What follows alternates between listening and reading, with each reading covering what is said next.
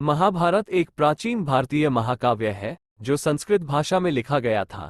यह महाभारतीय धर्म ग्रंथों में से एक है और हिंदू धर्म के प्रमुख ग्रंथों में से एक माना जाता है।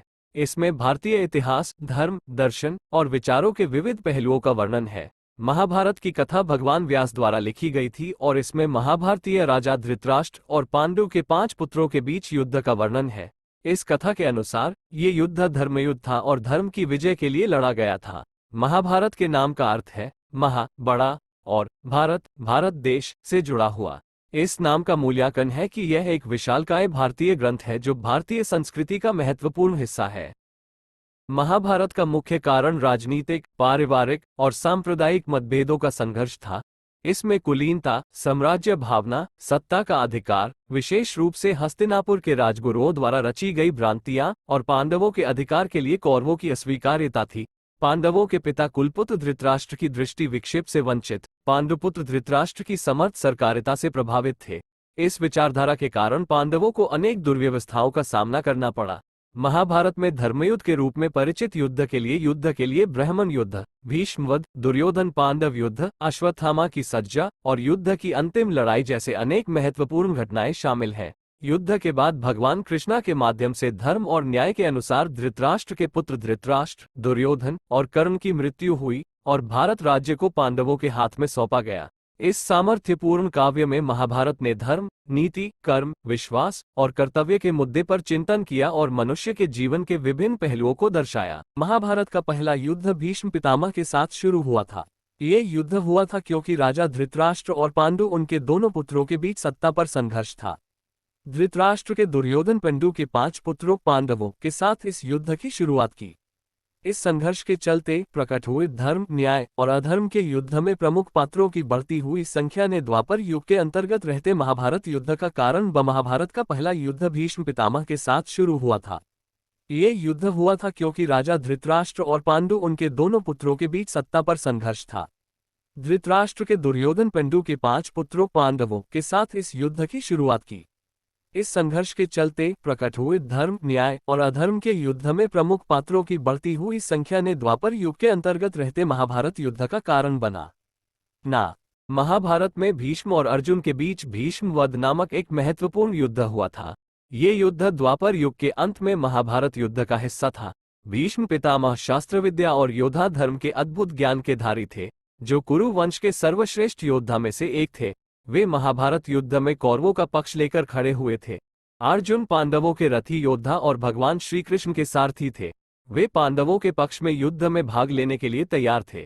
युद्ध के दूसरे दिन दोनों तरफ के सैन्यों के बीच भीष्म और अर्जुन का गहन संघर्ष हुआ।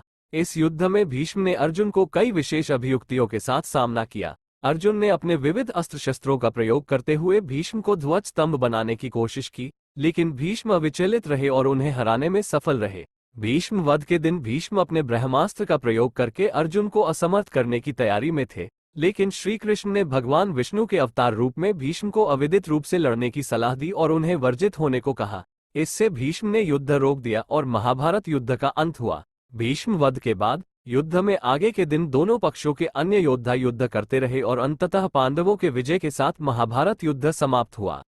द्रोणाचार्य का युद्ध महाभारत के कुरुक्षेत्र युद्ध के दौरान हुआ था। ये युद्ध द्रोणाचार्य और पांडवों के बीच में हुआ था। द्रोणाचार्य महारथी योद्धा थे और कौरवों की सेना के मुख्य सेनापति थे। युद्ध के दौरान द्रोणाचार्य ने पांडवों के खिलाफ बड़ी संख्या में सेना उतारी और उन्होंने विभिन्न युद्ध चक्रव्यूह और रथ योजनाएं आयोजित की। द्रोणाचार्य के दिग्गज पराक्रम के कारण पांडव सेना को बड़ी मुश्किलों का सामना करना पड़ा। युद्ध का दौरान भगवान श्री कृष्ण ने अर्जुन को द्रोणाचार्य की मृत्यु के लिए उपाय बताया और उनके विरुद्ध युद्ध योजना बनाई। अर्जुन ने अश्वत्थामा को द्रोणाचार्य के मरने का झूठ बताया, जिससे उनके मन में आशंका उत्पन्न हो गई। इसके बाद द्रोणाचार्य का मन तुच्छ हो गया और उन्होंने अपना विशिष्ट आकारवाणी रथ को छोड़ दिया, जिसके परिणामस्वरूप पांडवों ने उनको मार दिया। युद्ध के द्रोणाचार्य के युद्ध के प्रमुख परिप्रेक्ष्य 11 दिन तक चला। अर्जुन और कर्ण के बीच कई युद्ध हुए थे। अर्जुन और कर्ण का एक प्रमुख युद्ध महाभारत के भीष्म पर्व के अंतर्गत वर्णित है, जिसे दांडक वन युद्ध भी कहा जाता है। ये युद्ध दुर्योधन के प्रोत्साहन से हुआ था। दुर्योधन अर्जुन से पराजित होने के बाद कर्ण को आग्रहित करता है कि वो अर्जुन के साथ युद्ध करे और उसे पराजित करे। इस युद्ध के परिणाम स्वरूप कर्ण अर्जुन के पास जाते हैं और एक महत्वपूर्ण युद्ध आरंभ होता है। इस युद्ध में दोनों योद्धाओं ने अपने अपने शक्तियों का प्रदर्शन किया और विभिन्न आसनों पर युद्ध किया। कर्ण ने अपने शक्तिशाली अस्त्रों का प्रयोग किया और अर्जुन ने भगवद गीता के दृष्टिकोण से युद्ध किया। ये युद्ध कर्ण और अर्जुन के बीच एक उत्कृष्ट युद्ध रहा और उनके योद्धा गुणों का प्रदर्शन किया। अंततः इस युद्ध में कर्ण की पराजय होती है। चक्रव्यूह में अभिमन्यु की मृत्यु के समय चक्रव्यूह ने उन्हें एकांत में घेर लिया था। अभिमन्यु ने महारथी योद्धाओं के बीच से रास्ता बनाकर चक्रव्यूह के भीतर प्रवेश किया था। उन्होंने योद्धाओं के सामने ब्रह्मदेव के अश्वारोहणी शक्ति का प्रयोग करते हुए उन्हें ललकारते हुए कहा, चक्रे भ्यूह की रचना। इसके परिणामस्वरूप अभिमन्यु ने बड़ी बहादुरी और योद्धास्पर्शी योद्धाओं के खिलाफ लड़ते हुए अपनी जान दी। चक्रव्यूह ने मिलकर उन्हें घायल किया और उनकी मृत्यु कर दी। अभिमन्यु की यह वीरगति महाभारत के महत्वपूर्ण और दुखद पलों में से एक है और उनका बलिदान महाभारत के युद्ध के प्रेमार्थीकर्ताओं को गहराई से प्रभावित किया। अर्जुन और कर्ण का युद्ध महाभारत के महत्वपूर्ण घटनाओं में से एक था। वे दोनों महाभारत के महानायकों में से एक थे और अपने समय के महानायक थे। ये युद्ध कर्ण और अर्जुन के बीच हुआ और इसमें उनके बीच भावुक और मानसिक संघर्ष का वर्णन किया गया था। दोनों ही योद्धा बहुत ही प्रतिभाशाली थे और इस युद्ध में विभिन्न युद्ध और युद्धास्त्रों का प्रयोग हुआ। इस युद्ध में अर्जुन ने कर्ण को वध किया और इससे महाभारत का कोरा भाग समाप्त हो गया। विराट युद्ध महाभारत के अंत में हुआ एक महत्वपूर्ण युद्ध था जिसमें पांडवों ने कौरवों के साथ युद्ध किया। ये युद्ध पांडवों के अपने अज्ञातवास के दौरान हुआ था, जब उन्हें वनवास जीने के लिए अगले 13 वर्ष तक गुप्त रूप में रहना था। विराट युद्ध का प्रारंभ तब हुआ जब कौरवों का राजा धृतराष्ट्र ने अपने पुत्र दुर्योधन को विराट नगर में गुप्त रूप में जाने का आदेश दिया। दुर्योधन ने इस मौके का उपयोग करके अपनी सेना के साथ विराट नगर में प्रवेश किया और वहां उनके प्राकट्य होने से विराट राजा उत्साहित हुए थे।